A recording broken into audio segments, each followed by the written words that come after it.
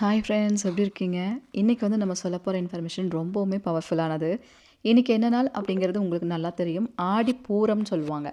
இந்த ஆடிப்பூரம் வந்துட்டு அதாவது ஒரே வார்த்தையில் இது சொல்லணுன்னா, இந்த நிறைய பேர் எனக்கெல்லாம் அதிர்ஷ்டமே இல்லை, நான் வந்து ஒரு லக்கியான ஆளாகவே இல்லை, எனக்கெல்லாம் லக்குங்கிறது ரொம்ப ரேராக இருக்கும்லாம் யோசிப்பீங்கள்ல.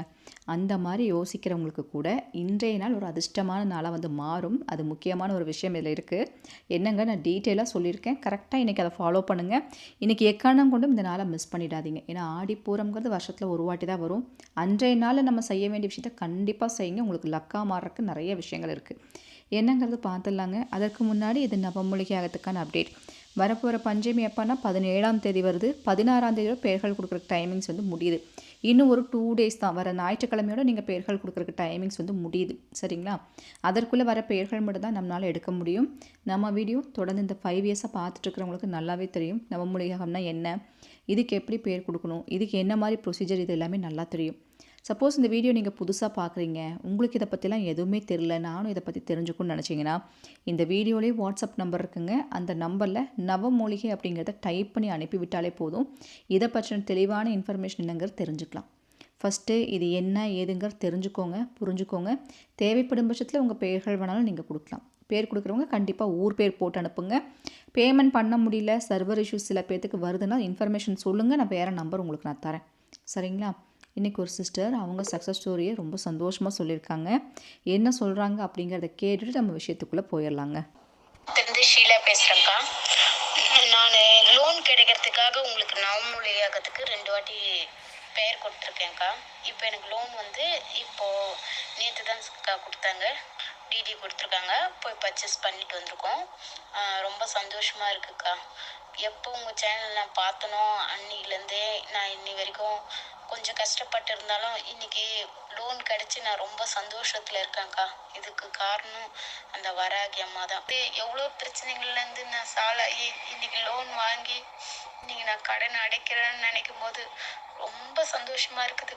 நான் போயிட்டு டக்குன்னு அம்மா எனக்கு இந்த பிரச்சனை இருக்குதுன்னா அடுத்த செகண்டே அதுக்கு தீர்வு கிடைக்குது. கண் கூட பார்க்க முடியுது அந்த அம்மாவுடைய மகிமையை. நான் கண்டிப்பாக வாராகியை வழிபடுற அத்தனை பேரும் அதிர்ஷ்டசாலிகள் தான்க்கா, என்னையும் சேர்த்துக்கா. நான் அதிர்ஷ்டமே இல்லாதவன் நினச்சேன், ஆனால் இன்னைக்கு தான் தெரியுது நானும் ஒரு அதிர்ஷ்டக்கார பொண்ணு தான். அப்படி அதிர்ஷ்டமாக இருக்கிறதுனால தான் வாராகி அம்மாவை நான் இன்னைக்கு வழிபட்டுட்டு இருக்கிறேன்.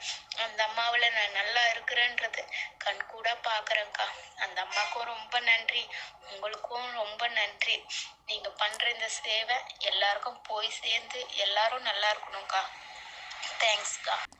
நன்றி சகோதரி. எனக்குமே கேட்கும்போது ரொம்ப சந்தோஷமாக இருக்குது. இந்த பொண்ணு வந்து பெங்களூர். இவங்க கடன் பிரச்சனைனால ரொம்ப கஷ்டப்பட்டுட்டு இருந்தாங்க. நவமூலிகைக்கு வந்ததே அந்த கடன் பிரச்சனைலாம் தீரணும், நிம்மதியாக இருக்கணும்னு சொல்லிட்டு தான் வந்ததே. பட் இன்றைக்கி இவ்வளோ சந்தோஷமாக இருக்காங்க அப்படின்னு அவங்க சொல்கிறத கேட்கும்போது ரொம்ப எனக்கு சந்தோஷமாக இருக்குது. உண்மையாகவே நம்ம எல்லாரும் ஒரு அதிர்ஷ்டக்காரங்க தான். அந்த பொண்ணு சொன்னது 100க்கு 100 உண்மை. வாராகி அன்னைன்னு ஒரு தெய்வம் இருக்க போய் இவ்வளோலாம் நன்மைகள் நடக்குதுங்கிறது நம்ம யாருக்குமே தெரியாது. அந்த தெய்வம் சரியான நேரத்தில் நமக்கு இதெல்லாம் காமிச்சு கொடுக்கவும் தான் இவ்வளோ நன்மைகள் அத்தனை பேத்துக்கும் போய் சேருது. வராகி அன்னைக்கு நன்றிகளை சொல்லுங்கம்மா. வராகமூர்த்தி சித்திரையாவுக்கு நன்றிகளை சொல்லுங்கள். பஞ்சமியில் நடக்கிற இந்த மிராக்கள் அத்தனை பேத்துக்கும் போய் சேரட்டும். இன்றைக்கி நம்ம சொல்ல போகிற ஒரு விஷயம் ஆடிப்பூரம். ஆடிப்பூரம் அப்படிங்கிறது என்னென்னா, பூரம் அப்படிங்கிறது அம்மனோட ஒரு நட்சத்திரமாக பார்க்கப்படுதுங்க. இன்னொரு விசேஷம் இது என்னென்னா, வெள்ளிக்கிழமை ஆடிப்பூரங்கிறது ரொம்ப சிறப்பு. அந்த ஆடிப்பூரத்தில் தான் வெள்ளிக்கிழமையில் தான் வந்துட்டு அம்மன் வந்து வயசுக்கு வந்தாங்கன்னு சொல்லுவாங்க இல்லையா? அது என்ன சொல்லுவாங்க, ருதுவானது அந்த மாதிரி சொல்லுவாங்கன்னு நினைக்கிறேன். கரெக்டாக சொல்கிறேன்னு தெரியல. இப்போ பெண்கள் வயசுக்கு வர்றது வந்து ருதுவானதுன்னு சொல்லுவாங்கன்னு நினைக்கிறேன். அந்த நாளில் தான் வந்து அம்பிகையும் வந்து ஆயிருக்காங்க. அதனால தான் வந்துட்டு இந்த நாளை ரொம்ப சிறப்புன்னு சொல்கிறாங்க.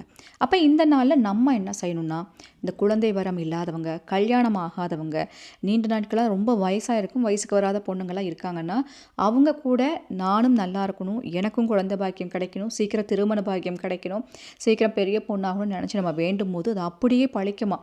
அம்மன் கொலுவிருக்க நேரங்கிறது நவராத்திரி எப்படி பவர்ஃபுல்லாக நம்ம சொல்கிறோமோ அதே போல் ஆடி வெளியிலையும் அம்மன் கொலுவு இருக்கும், அப்படியே நிறைஞ்சிருக்கும். நம்ம என்ன நினச்சி கேட்டாலும் அப்படியே நடக்கணும்னு சொல்கிறாங்க. இதில் இன்னொரு விசேஷம் என்னென்னா, ஆடிப்பூரம் அப்படின்னாலே பச்சை பச்சை கலரில் நீங்கள் என்ன பண்ணாலும் உங்களுக்கு தான் இன்றைக்கி லக்கியான டேன்னு நீங்களே நினச்சிக்கலாம். அது அப்படியே உங்களுக்கு ஃபேவராக மாறும், அது அப்படியே உங்களுக்கு லக்கியாக மாறும் இன்றைக்கி நாளில். அதனால தான் பச்சைன்னு சொல்கிறோம்.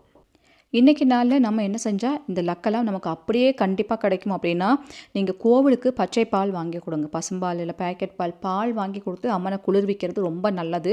வீட்டில் அம்மன் விக்கிரகம் இருந்தாலும் பாலபிஷேகம் பண்ணுங்க. இல்லைன்னா மஞ்சளில் பிள்ளையார் மாதிரி பிடிச்சி வச்சு அவங்கள அம்மனாக நினச்சி அந்த மஞ்சளுக்கு நீங்கள் பாலபிஷேகம் பண்ணி அப்புறம் அதுக்கப்புறம் மரத்தடியில் அதை போட்டுருங்க. இப்படி கூட செய்யலாம். இது ஒரு வழி இருக்குது. இன்னொரு முக்கியமான ஒரு விஷயம் என்னென்னா, வயசுக்கு வராத பொண்ணுங்களுக்கு பச்சை நிற வளையல் வாங்கி கொடுக்கறது. கன்னி பெண்கள் இருக்காங்களா, குழந்தைங்க இருக்காங்களே, சின்ன குழந்தைங்க, வயசுக்கு வராத குழந்தைங்களுக்கு வளையல் வாங்கி கொடுக்கறது ரொம்ப ரொம்ப நல்லது. அதுவும் பச்சை நிறம் தான். பச்சையில் வளையல் வாங்கி கொடுக்கறது. இந்த விசேஷ நாளில் வளையல் வாங்கி கொடுக்கறது ஒரு சாதாரண விஷயம் தானே அப்படிங்கிற மாதிரி நினைக்க வேண்டாம். பச்சை நிறம் ஆடிப்பூரத்தில் நீங்கள் வாங்கி கொடுக்கும் போது உங்களுக்கு செல்வ செழிப்பு அந்த குடும்பத்தில் உண்டு பண்ணுமா. அதனால தான் பச்சை நிறத்தில் வளையல் வாங்கி கொடுக்க சொல்கிறாங்க. சரிங்களா? உங்களால் முடிஞ்சால் ஒருத்தரோ அல்லது 3 பேரோ இல்லை 5 பேரோ இல்லை சின்ன குழந்தைங்களுக்கு இல்லை வயசுக்கு வராத பெண்களுக்கு பச்சை நிற வளையல் வாங்கி கொடுங்க. இன்னொரு விசேஷம் என்னென்னா, பச்சை நிற புடவை. இதை நீங்கள் அம்மனுக்கு வாங்கி கொடுக்கலாம், கோவிலுக்கு வாங்கி கொடுக்கலாம். இல்லை இதை மாதிரி உங்கள் வீட்டு பக்கத்தில் சுமங்கலி பெண்கள், கல்யாணமாகாத கன்னி பெண்கள் இந்த மாதிரி இருந்தாங்கன்னா அவங்களுக்கு பட்டு பாவாடை, பட்டு தாவணி, பட்டு புடவை இல்லை சாதாரண பச்சை புடவை இந்த மாதிரி யாருக்கு வேணாலும் நீங்கள் வாங்கி கொடுக்கலாம். இப்படி வாங்கி கொடுக்கறது அவங்க சுமங்கலியாக இருக்கிறதுக்கு உதவும். சுமங்கலித்தன்மையை நமக்கு கொடுக்கும். சகல சௌபாக்கியத்தையும் கொடுக்கும். அதிர்ஷ்டம் புடவை கொடுக்கறதுங்கிறது அதிர்ஷ்டம்னு சொல்கிறாங்க. நான் சொன்னேன் இல்லையா, உங்களுக்கு லக் எப்படி அது மாறி வரும். இன்றைக்கி நாளில் எப்படி நீங்கள் செய்கிற சாதாரண விஷயம் கூட உங்களுக்கு லக்காக மாறும்னா இந்த மாதிரி விஷயங்கள் மூலமாக மாறும்னு சொல்கிறாங்க. பச்சை புடவைங்கிறது அதிர்ஷ்டம்னு சொல்கிறாங்க. பச்சை அமையறதுங்கிறதே ரொம்ப பாசிட்டிவ். நீங்கள் நிறைய பேர் பெரியவங்களாம் சொல்கிறத கேட்பீங்க. பச்சை நிற புடவை கிடச்சா ரொம்ப ராசிமா, பச்சை அமையிறது ரொம்ப நல்லதும்பாங்க. பச்சை வளையல் கிடச்சா நல்லதும்பாங்க. பச்சை முகத்தில் அம்மன் வந்தாலே ரொம்ப நல்லதும்பாங்க. இந்த மாதிரி நிறைய விஷயங்கள் பச்சைக்கு ஒரு பாசிட்டிவான ஒரு அதிர்ஷ்டமான கலர் அப்படிங்கிறனால தான் பச்சைக்கு அவ்வளோ மகிமை இருக்குது. இதெல்லாம் நீங்கள் செய்யலாம். இன்னொரு முக்கியமான ஒரு விஷயம், பச்சை குங்குமம். இது கடைகளில் கிடைக்கும் பச்சை நிற குங்குமம். இந்த குங்குமத்தை வாங்கி நீங்கள் ஒரு அர்ச்சனை பண்ணலாம். அம்மனோட 108 போற்றிகள் எந்த போற்றியாக இருந்தாலும் பரவாயில்ல. இன்றைக்கி நாளில் நல்ல சுபகோரை பார்த்துக்கோங்க. அந்த சுபகோரை நாளில் பச்சை நிற குங்குமத்தை வச்சு அர்ச்சனை பண்ணுங்கள் உங்கள் வீட்டில். ரொம்ப நல்லது. அப்புறம் அந்த குங்குமத்தை எடுத்து நீங்கள் நெத்தியில் வச்சுக்க பயன்படுத்திக்கலாம். பச்சை நிற குங்குமத்தை தானமாக கொடுக்கறது இன்னும் சிறப்பு. இது எதுக்காக கொடுக்குறாங்கன்னா, தடைகள் இருக்குது, தோஷம் இருக்குது, தோஷத்தினால எதுவும் நடக்க மாட்டேங்குது, இல்லை வேறு ஏதாவது விஷயத்தினால தடைப்பட்டு போகுதுன்னா இந்த பச்சை நிறம் குங்குமம் அது எல்லாத்தையும் சரி பண்ணி நமக்கு ஒரு வழி காட்டுமா. அதே போல் பச்சை நிறம்ங்கிறது குபேரருக்குரியது. அவரோட ஆசீர்வாதம் நமக்கு இன்றைக்கி பரிபூர்ணமாக கிடைக்குங்க. இவ்வளவு நல்ல விஷயம் இந்த ஆடிப்பூரத்தில் இருக்கிறனால தான் முக்கியமான நாட்கள், முக்கியமான நேரமெல்லாம் வந்தால் மிஸ் பண்ணாதீங்க. அந்த நாளில் நீங்கள் செய்ய வேண்டிய விஷயங்களை செஞ்சுட்டே இருங்கன்னு நம்ம சொல்கிறோம். இதெல்லாம் ரொம்ப லக்கியான நாளுங்க. ஆடிப்பூரமெல்லாம் அம்மன் ரொம்ப பவர்ஃபுல்லாக கொலுவிருப்பாங்க. எதை நினச்சி கேட்டாலும் நடக்கும். ஸோ நான் சொன்ன விஷயங்களை ஏதாவது ஒன்று உங்களால் செய்ய முடிஞ்சாலும் கூட கண்டிப்பாக பண்ணுங்கள். எல்லாத்தையும் செய்யாட்டியும் ஏதாவது ஒரு விஷயம் பண்ண முடியும் அப்படின்னு நினச்சா கூட பண்ணுங்கள். இதெல்லாம் செய்யும் போது அம்மன் மனம் அவ்வளோ குளிர்ந்து போகுமா, அவ்வளோ சந்தோஷமாக ஏற்றுப்பாங்களாம். அதனால் இன்றைக்கி நாளில் கண்டிப்பாக செய்யுங்க. அதுவும் ஆடி மாதத்தில் கடைசி வெள்ளி ஆடிப்புறமாக நமக்கு கிடச்சிருக்கனால மிஸ் பண்ணாதீங்க. இதெல்லாம் செய்யும்போது சுத்தமான முறையில் செய்யணும். அதையும் பார்த்துக்கோங்க. ஐ திங்க் நான் சொன்ன இன்ஃபர்மேஷன் உங்களுக்கு பயனுள்ள வகையில் பிடிச்சிருக்குன்னா ஒரு லைக் கொடுங்க. நம்ம சேனலுக்கு நீங்கள் புதுசாக இருந்தால் மறக்காமல் சப்ஸ்கிரைப் பண்ணி எனக்கும் சப்போர்ட் பண்ணுங்கள். அப்போ தான் இது போல் வீடியோவில் உங்களுக்கு நோட்டிஃபிகேஷனாக வரும். Thank you so much.